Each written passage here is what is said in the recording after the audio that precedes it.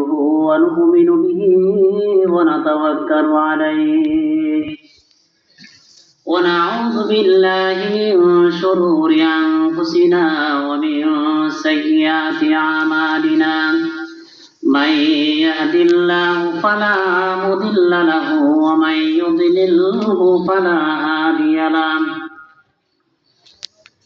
ونشهد أن لا إله إلا الله وحده لا شريك له ونشهد أن محمدا عبده ورسوله أما بعد فأعوذ بالله من الشيطان الرجيم بسم الله الرحمن الرحيم إن الذين قالوا ربنا الله ثم استقاموا تتنزل عليهم الملائكة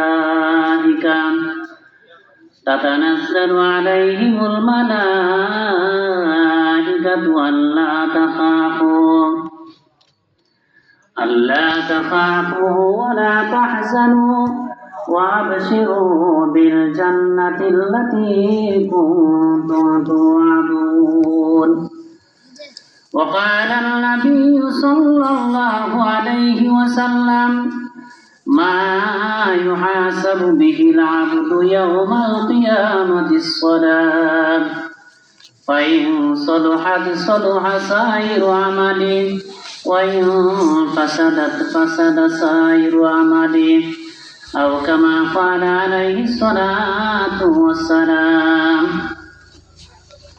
সবাই মহব্বতের সাথে দরুদ শরীফ পড়ি اللهم صل على سيدنا ونبينا وشفيعنا وحبيبنا ومولانا محمد صلى الله عليه وعلى آله وأصحابه وبارك وسلم اللهم صل على سيدنا ونبينا وشفيعنا وحبيبنا ومولانا محمد صلى الله عليه وعلى آله وأصحابه وبارك وسلم تسليما كثيرا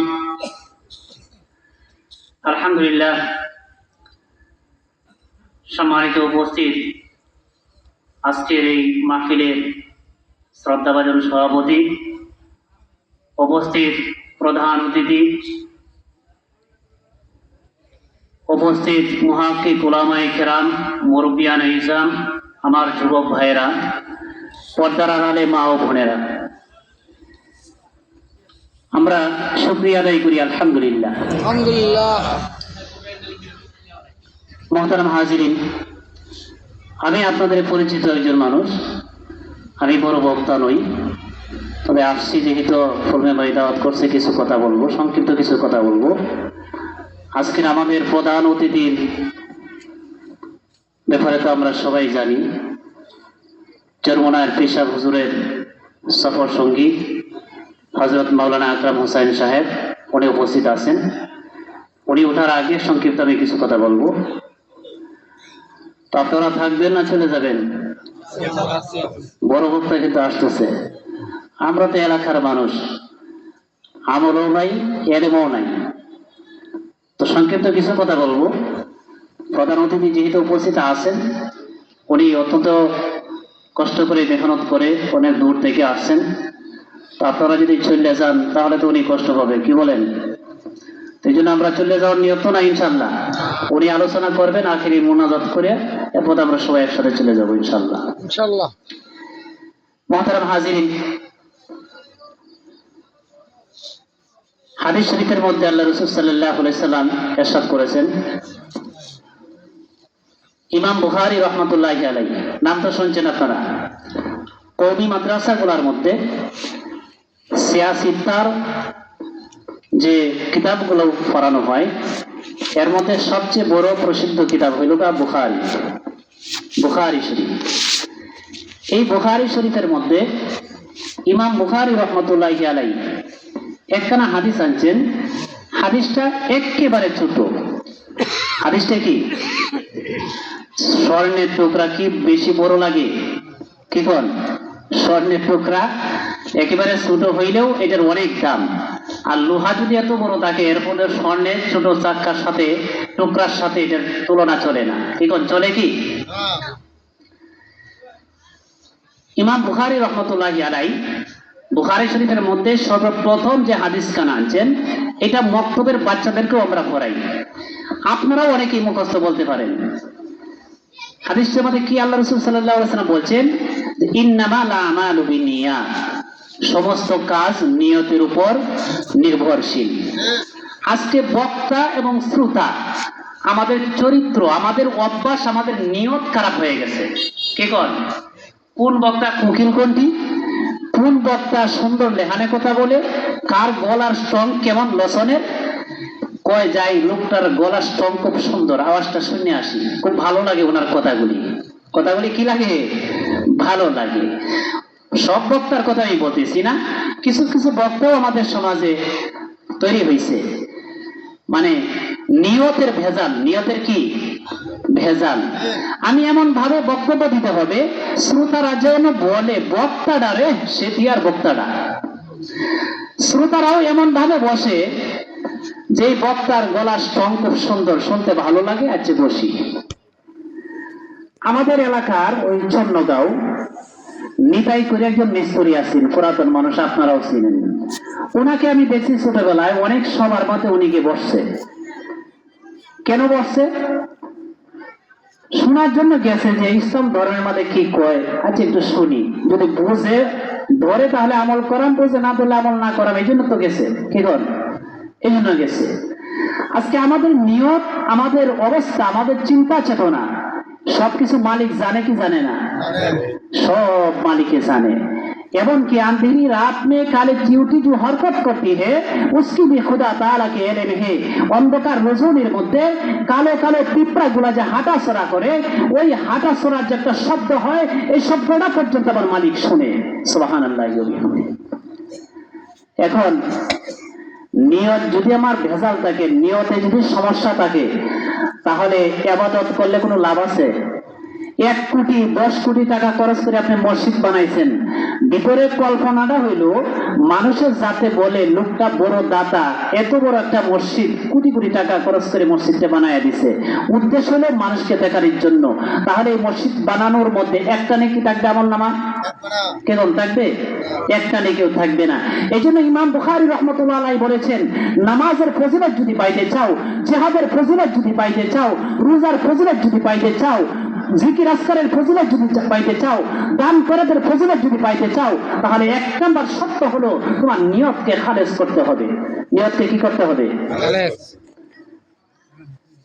কার জন্য? আল্লাহর জন্য, মালিকের জন্য। আমি জিকির করি মালিকের জন্য, আমি রোজা রাখি মালিকের জন্য, আমি দান খয়রাত করি মালিকের জন্য, আমি মসজিদ বানাইব মালিকের জন্য, আমি বয়ান শুনতে যাইব মালিকের জন্য, আমি বয়ান করতে যাইব মালিকের জন্য। ওই মালিকের ভিন্ন যদি আমার ভিতরে অন্য চিন্তা ফিকির আসে, তাহলে আমি দান খয়রাত কোটি কোটি টাকা খরচ করতে পারি, মসজিদ বানাইতে পারি, মাদ্রাসা বানাইতে পারি, কিন্তু আমার আমল নামায় একটা নেকিও থাকবে না। থাকবে? হাদিসের মধ্যে আসছে কাল কিয়ামতের ময়দানে একজন শহীদকে জিজ্ঞাসা করা হবে, হে আল্লাহর বান্দা, দাঁড়া, কি জন্য শহীদ হইছো? আল্লাহ, তোমার দিন জমিনের মধ্যে জিন্দা করার জন্য তোমার রাস্তা আমার জীবনটা বিলীন করে দিয়েছি, তোমার সন্তুষ্টির জন্য করেছি। মিথ্যা কথা। আল্লাহ কি বলবেন? এ বান্দা, মিথ্যা কথা। ওর ভিতরে এমন কল্পনা জল্পনা চলেছিল যে আমি জিহাদ করব, আমি জীবনটা দিয়ে দিব, যাতে মানুষে বলে লোকটা বড় মুজাহিদ। কাজে তোমার এই উপাধিটা দেওয়া হয়েছে, ফেরেশতাদেরকে বলবেন, এ আমার ফেরেশতারা, ওকে ধরো, জাহান্নামের মধ্যে নিক্ষেপ করো। অবশেষে ওই শহীদ ব্যক্তিটাকে জাহান্নামে নিক্ষেপ করা হবে। নিয়ত ভালো থাকার কারণে না খারাপ থাকার কারণে? নিয়ত খারাপ থাকার কারণে একজন দানশীল ব্যক্তিকে বলা হবে, ওরে দানশীল ব্যক্তি, তুমি কি জন্য মসজিদ বানাইছিলা, কি জন্য দান করছিলা, কি জন্য কাপড় বসাতি বিভিন্ন জায়গা তুমি বন্টন করে দিয়েছিলেন, এইগুলার কারণ কি? সে বলবে আল্লাহ তোমার সন্তোষের জন্য। আল্লাহ বলবেন বান্দা মিথ্যা কথা, এই জন্য দান করেছো যাতে দুনিয়ার মানুষ তোমাকে দাতা বলে, সুতরাং এই দাতার উপাধি তো দুনিয়াতে পেয়েছো। আল্লাহ পাক ফেরেশতাদেরকে বলবেন, এ আমার ফেরেশতারা, ওকে ধরো এবং জাহান্নামে নিক্ষেপ করো। এই জন্য নিয়ত কি করতে হবে? নিয়ত খালেস করতে হবে। বক্তব্য দেওয়ার ক্ষেত্রে নিয়ত খালেস না করলেও মনে হয় সওয়াব পাওয়া যাইব। কি কর শ্রবণ করার মধ্যে ওই যে আমাদের বার্তা চন্দ্রকা থেকে অনেকেই আসছে, যদি নিয়তটা ভালো থাকে প্রত্যেকটা কাইকে কাইকে আল্লাহ তাআলা আমাকে আমল নামার মধ্যে নেকি দান করবে। আর নিয়ত যদি ভেজাল থাকে তাহলে কি একটা দিকেও পাওয়া যাবে না। আমাকে ফুলমে ভাই বলছিল নামাজের বিষয়ে আলোচনা করার জন্য। কি বিষয়ে? নামাজের বিষয়ে। আমার পূর্বের বক্তা নামাজের ব্যাপারে আলোচনা করছেন। কি কর রাত সারা রাত বয়ান হইল ঠিকই, ইউসুফ জুলাইকার কিচ্ছা হয়েছে আর কি, বুঝেন না? ইউসুফ আর জুলাইকার কিচ্ছা হয়েছে। তো লাস্টে এক শ্রোতা জিজ্ঞাসা করে, ভাই জুলাইকা বেড়া না বেডি?